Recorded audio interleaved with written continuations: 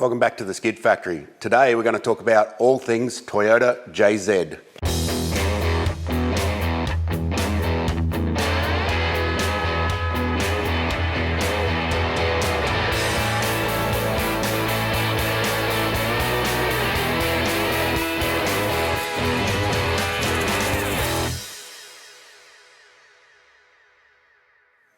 So we've taken a bit of a road trip. We're out of our shed and into Christian from Goleby's shed up in the hills. And we're here because he is very experienced in JZ engines, so we're going to learn from him. Hello, Christian. Hello. Welcome to the hill. Quite the facility I can almost hear the banjos twanging from here. It's not that far. It's a little drive. So, JZs, you like JZs, don't you? I think I've seen you on the internet arguing about them before. I have been once or twice. It was a futile argument. What's better, an RB or a JZ? Is that an argument? What are we even talking about this? Anyway, we're going to talk about, for a start, variations in JZ cylinder heads, JZ blocks and stuff like that. There's a lot of misnomers, a good word, about what head's better and what does what and whether you should have a 1.5 JZ, that sort of thing. So we're going to pull these two engines apart, which we're going to build with the help of Christian. And in the meantime, we're going to just talk about the variations and show you on the bench why things are different, what they do, and how they work in real life.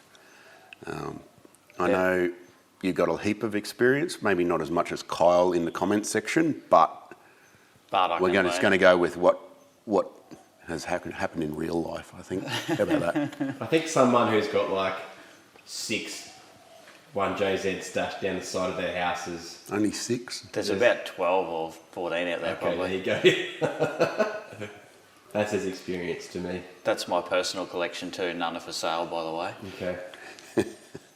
We bought this off Christian. It's a 2JZ and he doesn't like 2JZs, that's cheating. So this is going to be built up with good bits for one of our cars. We're not going to tell you what it is yet because we haven't started it. This one here is also going to be a build for a mate's car. That's going to be a bit of a milder build, just some cams and a general refresh, which is pretty much all most JZs need to make stout power anyway. We're just putting the cams in there so it sounds nice. You dogs need This filthy old engine is a 2JZ GE. It was originally fitted to a Supra, obviously NA. There's no T between the G and the E. Personally, I like these. I think they're a great engine. Bit more compression. They got 10:1 compression instead of 8.5, I think, on a GTE. So with modern fuels and engine management, we get really good power out of these. The bottom end is virtually the same, apart from the compression pistons. They got the big rods still. They don't have oil squirters. Doesn't seem to worry them. We still grab an old engine from the wreckers and flog the shit out of them. They still work. So I'm a bit of a fan of these. The cylinder head's probably the biggest difference with these compared to a GTE. They're built to have extractors or tubular headers on them rather than some cast manifolds. So they've got round exhaust ports, whereas a GTE engine, they've got like a sort of a strange combination of oval and more oval, which looks funny when you look at it, but when you understand how the exhaust manifolding works, it makes sense, as most Toyota things do. We'll explain that later, but these are kind of like a bit forgotten, I think. Well, they were. You used to be able to get these for $100, but now people have worked out that it's actually just as good as a GTE engine, which are $5,000 or $6,000 in Australia now. So we're going to pull this apart, play around, put some cams in it. What else are we going to do to it? Do some good things to it? Yeah, some spill rods. We've got some pistons there. ARP. What compression? I'd have to check what I got. I think it was either 9 to 1 or 10 to 1. Then what are we going to do with it? Add lots of boost. How much boost? All of it. Didn't you say we could run like 80 psi through this? Sure. Okay. Is that a thing? Do we have to put a GRP Head gasket. head gasket and fire rings in it? Maybe. It'll be fine. I think we should. What do you got there? We've got the 1JZ GTE non-VVTI. My favourite. You love these, don't you? My favourite one. Although VVTIs I've got a little bit of a soft spot for too. 1J started late 80s with this one in stuff like Chasers, Japan. We never got them obviously. Toyota Crowns. Crown, second series of A70s, Supras. First ones had 7Ms and 1Gs. We just got 7Ms. 7Ms are great. Don't hate on the 7M. No, too late. These ones went through till about 96 and then went to VVTI. And that went through to Crowns up to like 03 or something. JZX 110 Chasers was about Yeah, then, wasn't it? 110s and JZS 171. Then they Was it changed later, to V6s. Hey! What about the 1JZ GE? GE, 1JZ GE is not very common and people don't seem to use it really for They're probably anything. common in Japan, but they'd be buried under landfill by now because we only got all of these because people were frothing on them and they imported them flat out in the 2000s, I guess. Yeah. Plus all the imports of Soras and that sort of thing. There's lots of Sora shells lying around that have donated their engine because that's about the only thing sort of worthwhile left out of them. And isn't there like a direct injected one or some crap, isn't there? Yeah, there's a direct injection version of both of these. That was again a very late thing where they were obviously trying to chase emissions on an engine that was designed in the 80s.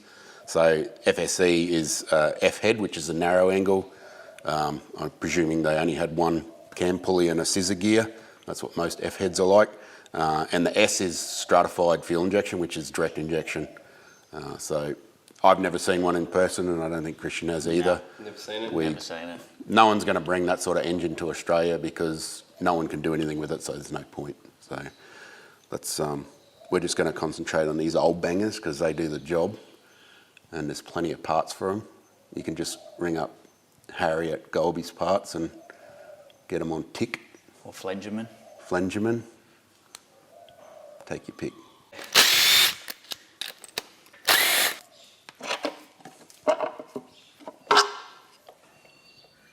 It's about normal.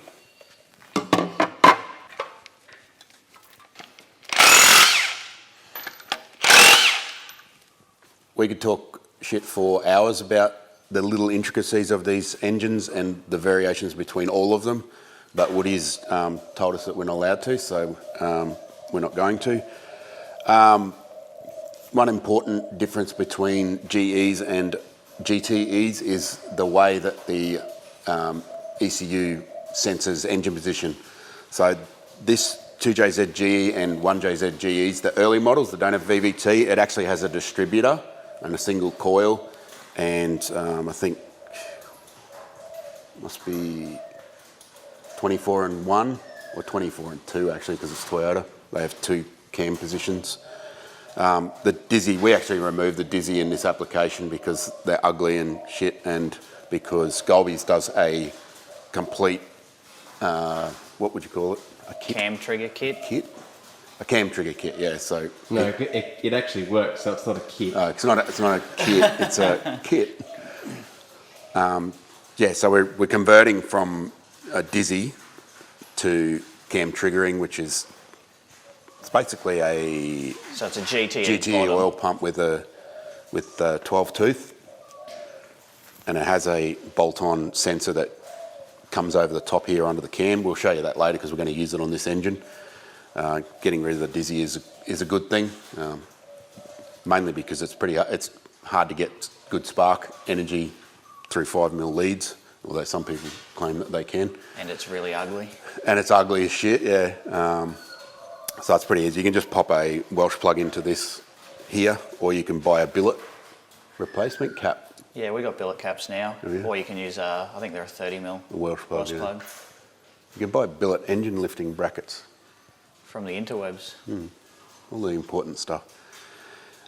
So what I'm getting from there is the crank pulley is different. Yes? There's Yes. 3 different crank pulleys, which we'll show when we get them off. Cool. basis sort of is this doesn't have any crank sensing on the pulley.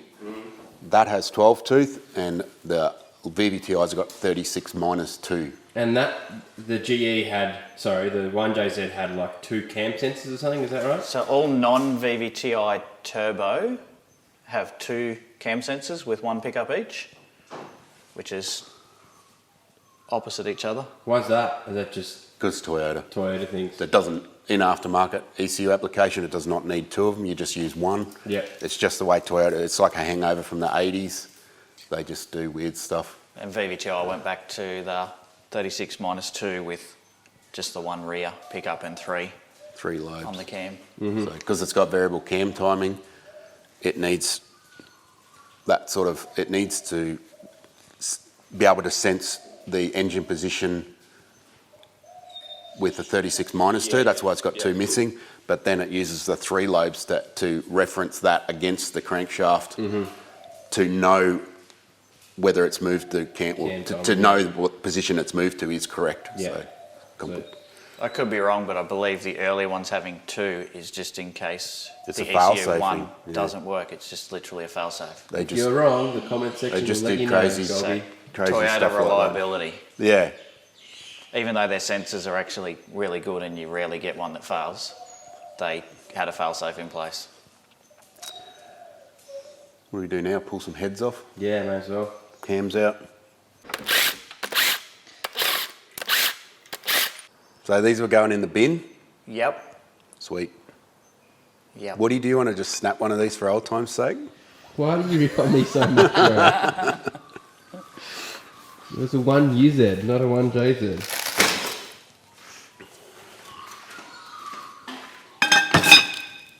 They fit perfectly in the bin.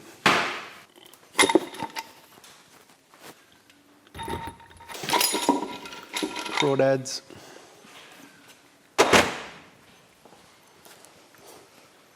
Damn.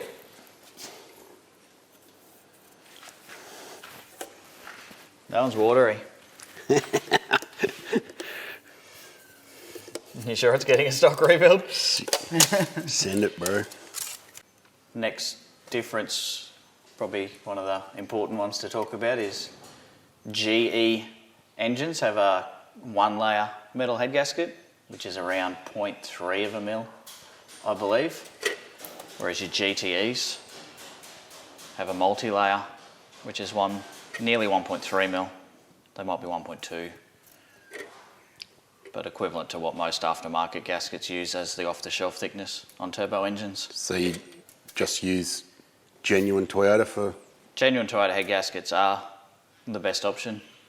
They are starting to get a bit dearer, so we've got a couple of brands we're looking at to do replacements of an OE one, but it'll be identical. There's no way to improve on the gasket itself. This is the gasket we used on our Capri at 56 pounds a boost. How many horsepower is this? Horsepowers I don't know at 56. How many miles an hour? It made 1,000 horsepower at like 42 pounds a boost, so 1,200 or something at the wheels. But you keep your cylinder pressures down, and boost is only a number in Measure of restriction. Yeah, it's only part of the cylinder pressure.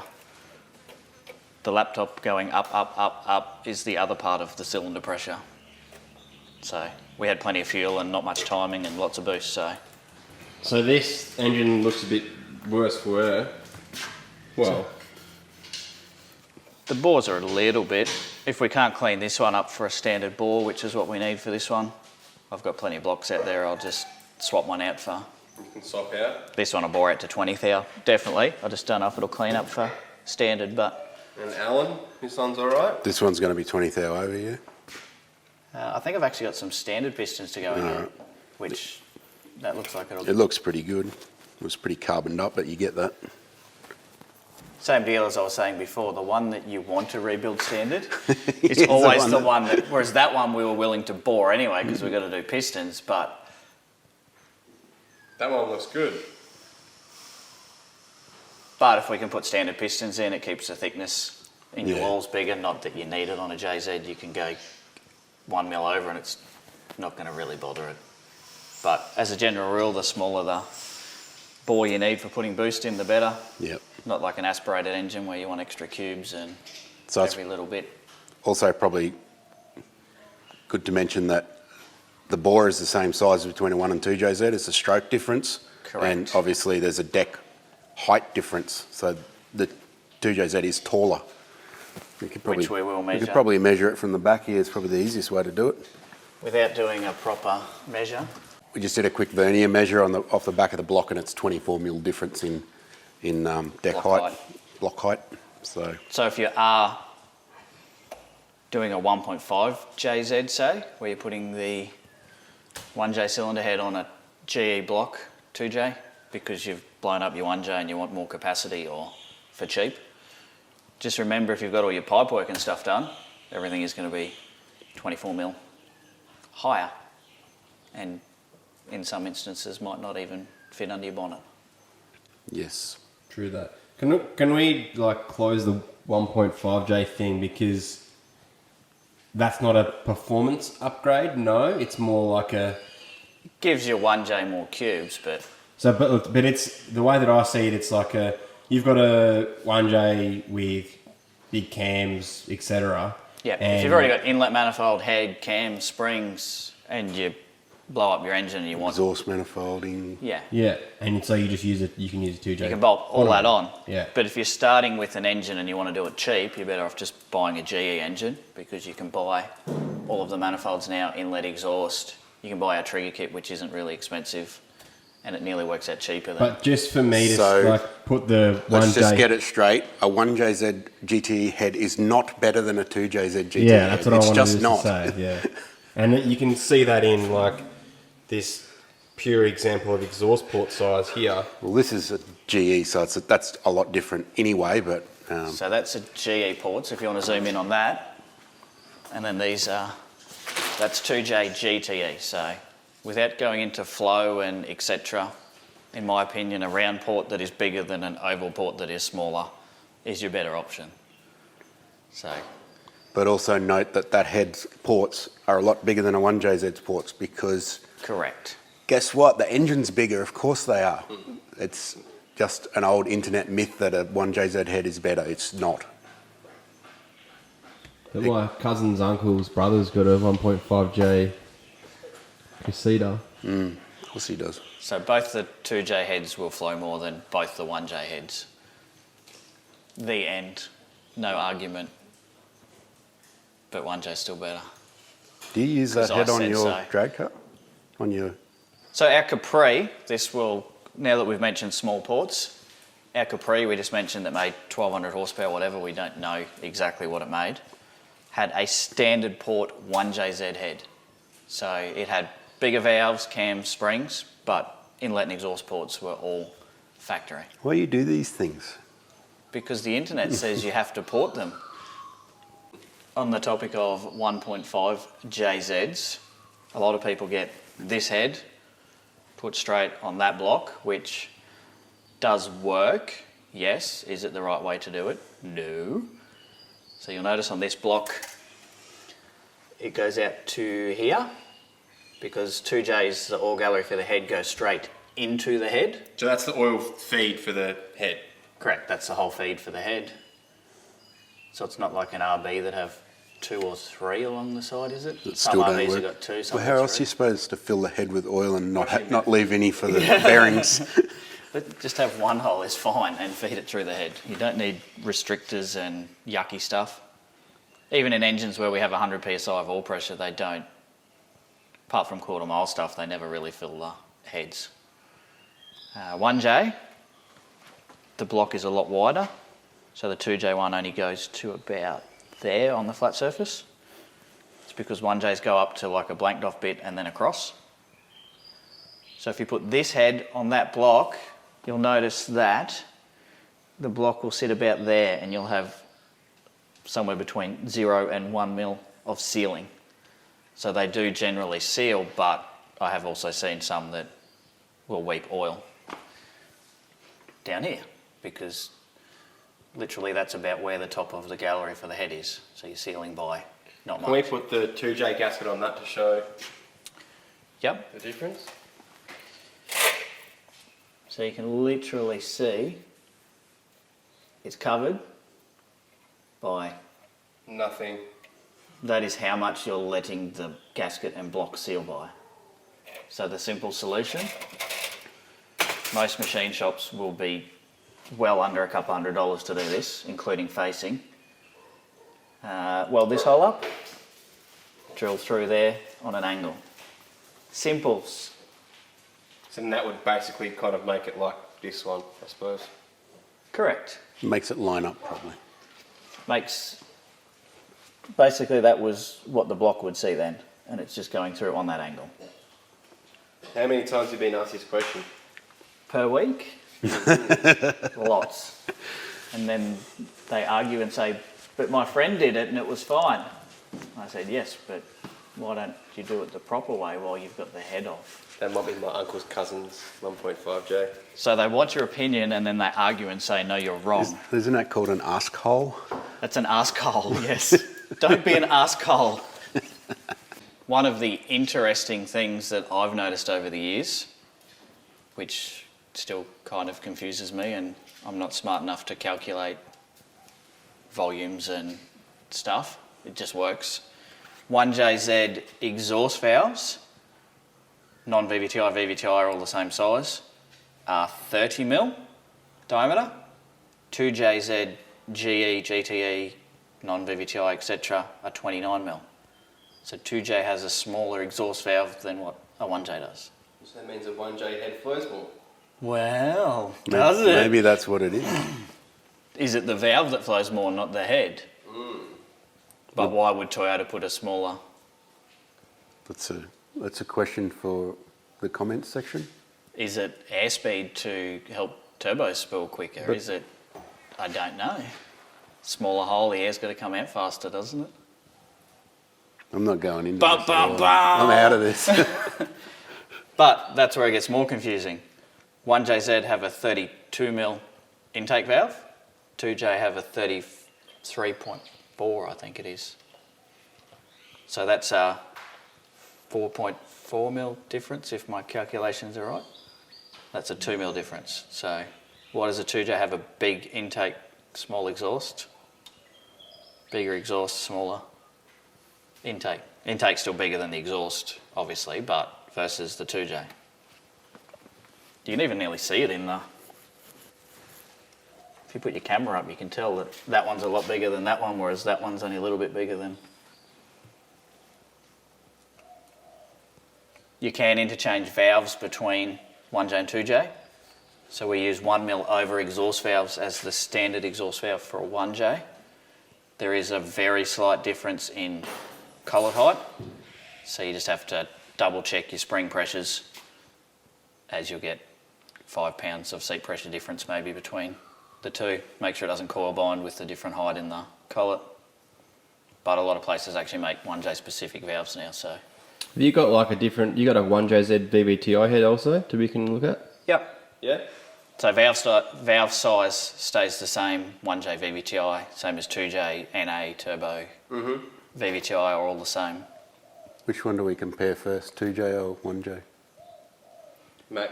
2J because The it's just 2J there. one's there, so let's have a look at that. So that's a non-VVTI head, that this thing? Yes, that's just turbo versus NA. Ah, okay, yes. We'll get to that. So VVTI in both of these are visually identical basically with a VVTI on the front of them. Not like 1J, which we'll show you later. This doesn't have a dizzy though if it's VVT. Yeah, VVTI Also. did not have dizzy, so it will have that one only rear, not that cam sensor. But otherwise, manifolds, bolt, 2J, GTE, VVTI, non-VVTI, intake exhaust is the same. GE, VVTI, non-VVTI, intake exhaust is the same, which are both different from each other. So you can't bolt a GE intake onto a GTE and GE exhaust onto a GTE, etc. What we have noticed, but that I've never really looked at before, is port height. The ports look very similar until you realise that the GE ports are about 20 mil higher in the head, which theoretically should be a lot better for airflow. So GTE ports are really low, which means it's got to change from that angle to whatever your valve angle is, which is the same on both, in a lower distance basically, so it's a tighter radius, I suppose you would call it. Whereas this is over a longer radius. So I've always liked the GE heads, but never really looked into why. I just suppose I liked them because they were cheap. Because they're connected to a $500 engine instead of a $5,000 engine. I don't know if I just convinced myself they were better, and maybe they actually really are, and I was maybe right all along for some reason. Goleby just said he likes 2J's heads better. I said I like the GE heads. Better than the GTE. Yeah. Bad listener. I'm sensing a cost sort of thing involved here. Is that why you like Corollas also? Yes. So the big news with these head differences is on the other side. We'll flip them over and show you.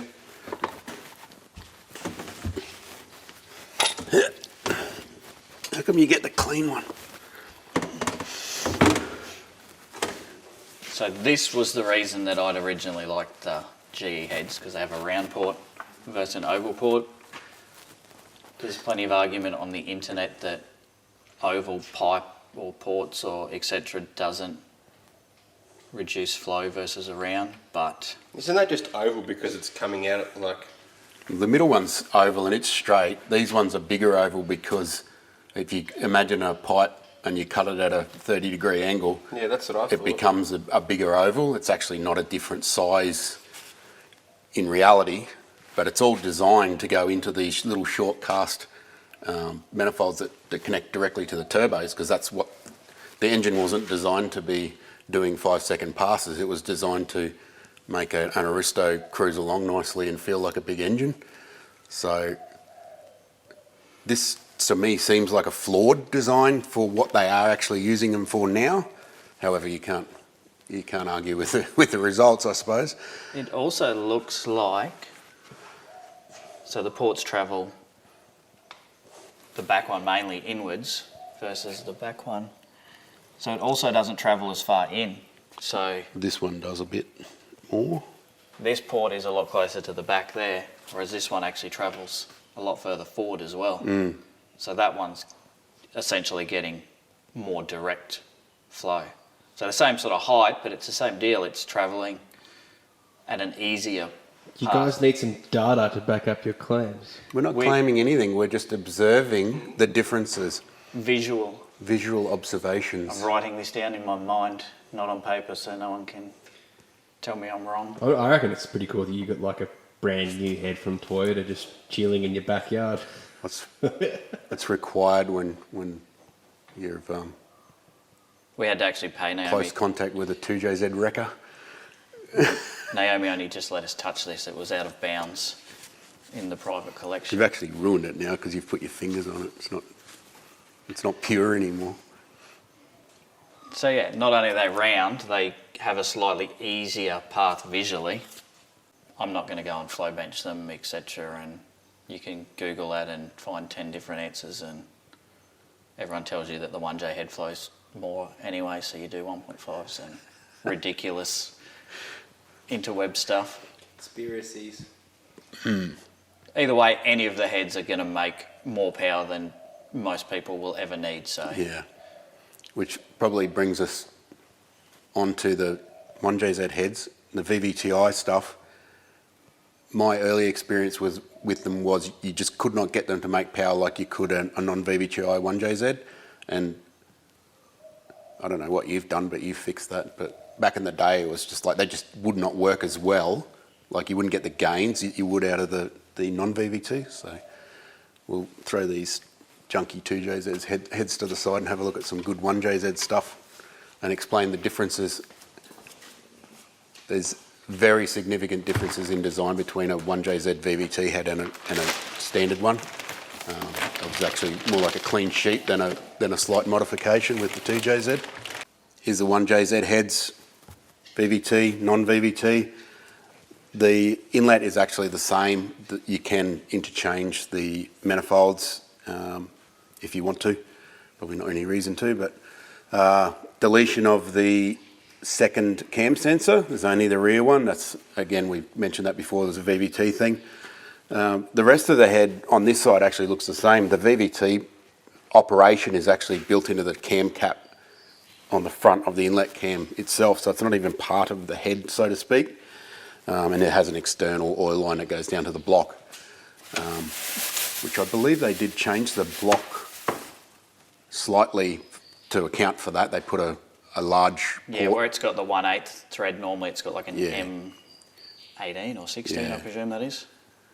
So slight modifications to the block, not like a 1UZ when they went to VVTI. It's actually a whole new casting with internal oil galleries and stuff like that. This is not that. So you can swap between blocks for. And they were actually making VVTI blocks for some time before they stopped the non-VVTI. Yeah, I've seen them with the adapter with the because oil some pressure have an switch. M18 adapter back to a 1/8 thread. So that means pistons and stuff are all the same between. I don't know if VVTI turbo went to I think they were a slightly high more compression ratio, yeah. Same with 1J, I think they went from 8.5 roughly to 9. Yeah. I don't know without actually. So not much to see on that side. All the actions on the exhaust side on these ones the same, similar to the 2JZ.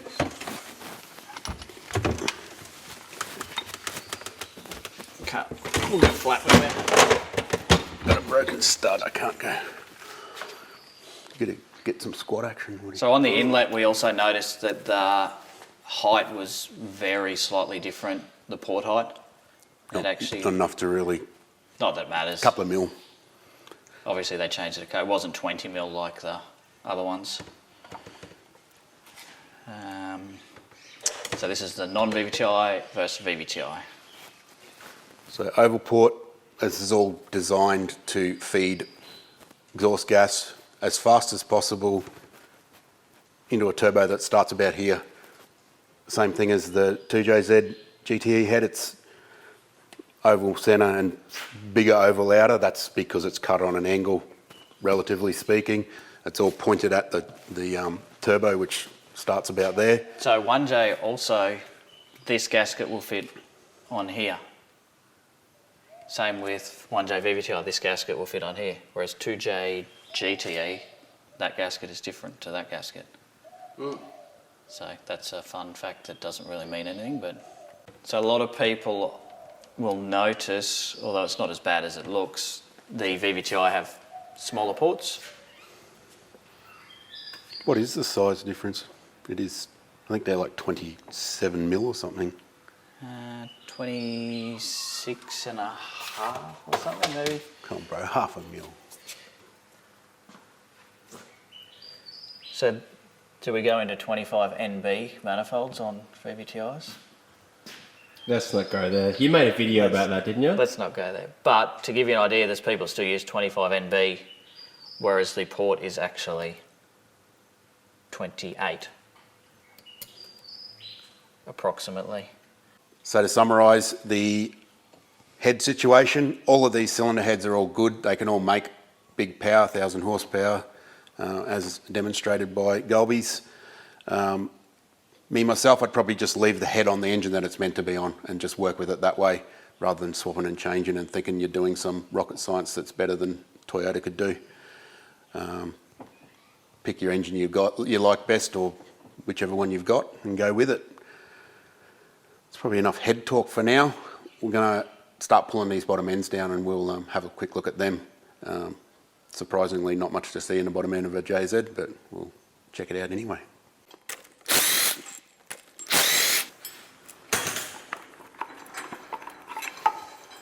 There's 3 different types of oil pump on the JZs. This is GE one is the smallest, obviously it's the least power. There's 1JZ GTE has a bigger set of gears, and then 2JZ GTE is bigger again. So it makes sense if you're going to buy a new oil pump for your build is to just put a 2JZ, the biggest pump you can get on it. If you're going to change to a crank trigger setup for a GE, you have to use it because it's got a hole in it for the sensor to go in, different gear, that sort of thing, different. That thing's different.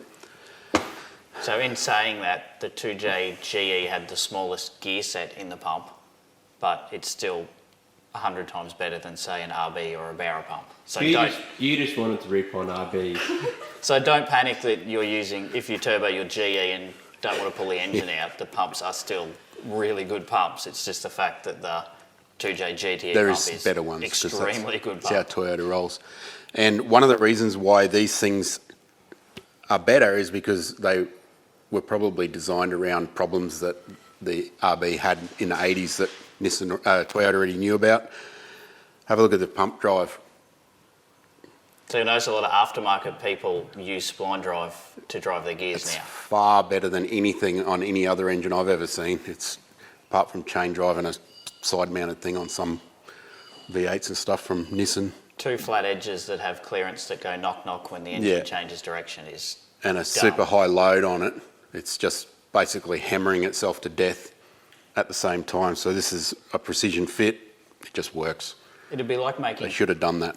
car axles like a 4-hex, like the end of your driver instead of having a spline. Why not just use a spline? Yeah, I suspect Toyota looked very carefully at the opposition's products and went, that's shit, and made it better. Wasn't it Yamaha design? Yamaha cylinder head. Oil pumps are Toyota. If you'll actually look on them, a lot of people don't know, it should have Toyota. It's Aizen, this one, and Toyota. That one's got Toyota, but a lot of them have Toyota, which was the original. It's the hydraulic arm of Toyota, I think. It's Uncle Toy Yoda. So talking about the Toyota 2J oil pumps again, whilst big power race cars, dry sump is always the best option, no doubt. We've got customers with factory 2J oil pumps that we just do a bit of porting and pressure relief in, making around 1800 horsepower. So it's not the fact they won't flow the oil once you get to that power, it's that they won't disperse the air from the oil, which is where the dry sump. Dry sumping is scavenging it. It's Correct. pulling air out of the windage out of the engine and stuff like that. So at that sort of power level, a dry sump engine bearings will last twice as long as what they will with the factory pump. But the factory pump can do it. It's how often do you want to rebuild, basically?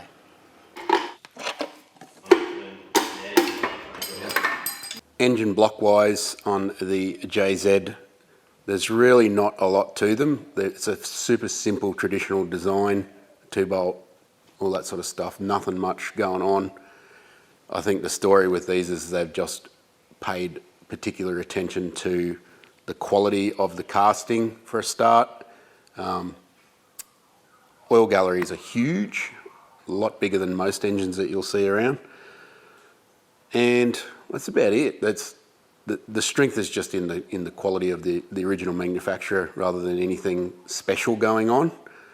Main caps can be an issue when you get way up there with power-wise, like 1,000 horsepower upwards sort of thing. They'll start breaking.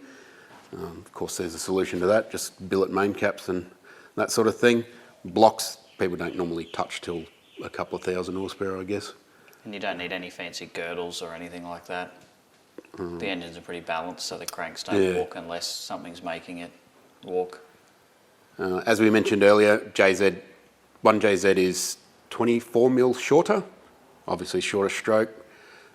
Stroke is 71.5 for a 1J, 86 That's 86. for a 2J. So it's 2JZ square, 86 by 86.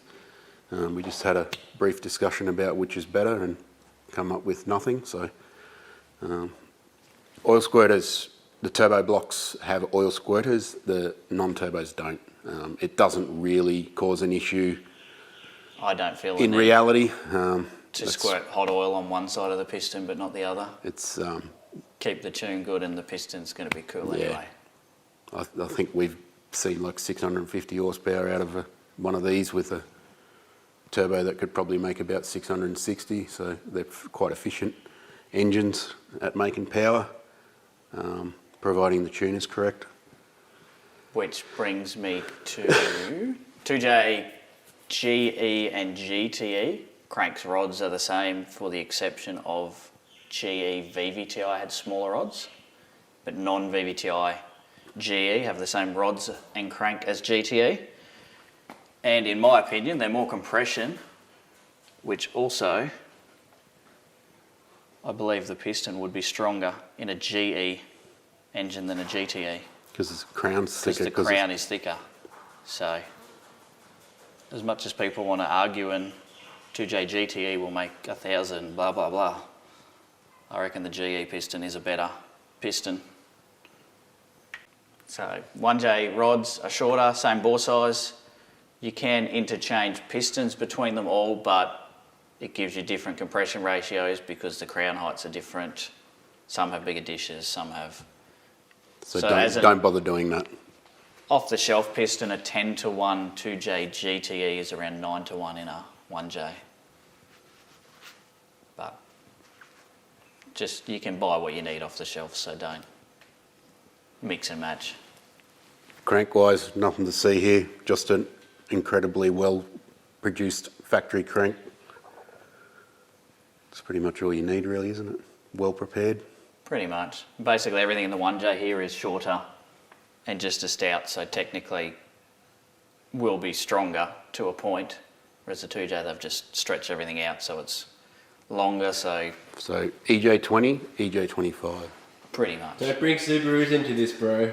It's overstretching the original design and making it fail. Where's your vape pen? And all the 2J guys have to remember that it came from this. They didn't make it new, it is this. Didn't start from the 7M, bro? No. What about the 2J girls? 2J girls, Do they need to know this as well? they probably should know.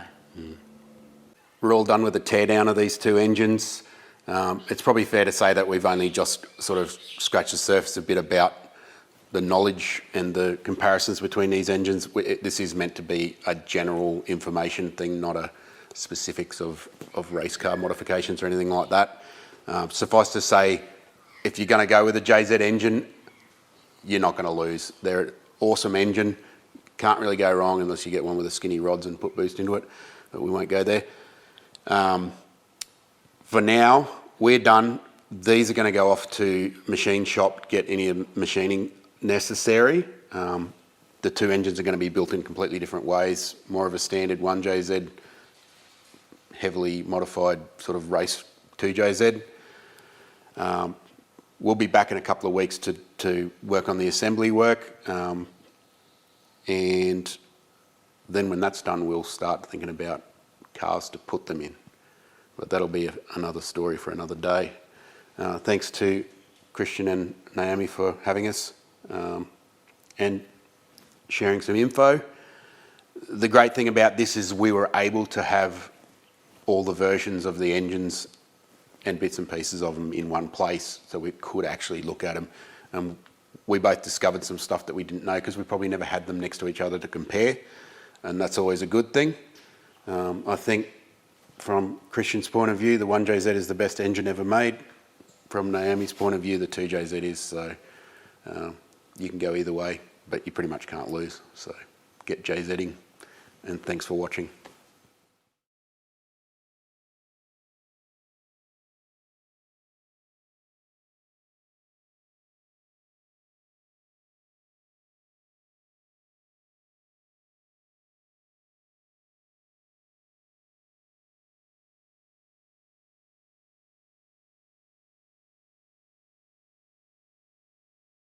How's that? Good. Does anyone know what engine what they're used for? Do you know yet? What they're used for? Like, we haven't given away what these are going into yet, have we? Nah, not even the I don't think, have you? That was gold, bro. That's going into a cool old car, and this is going into a shit box. off. It's not a shit box. Actually, it is a shit box. It's, yeah. I think, what's its nickname? The Ibis.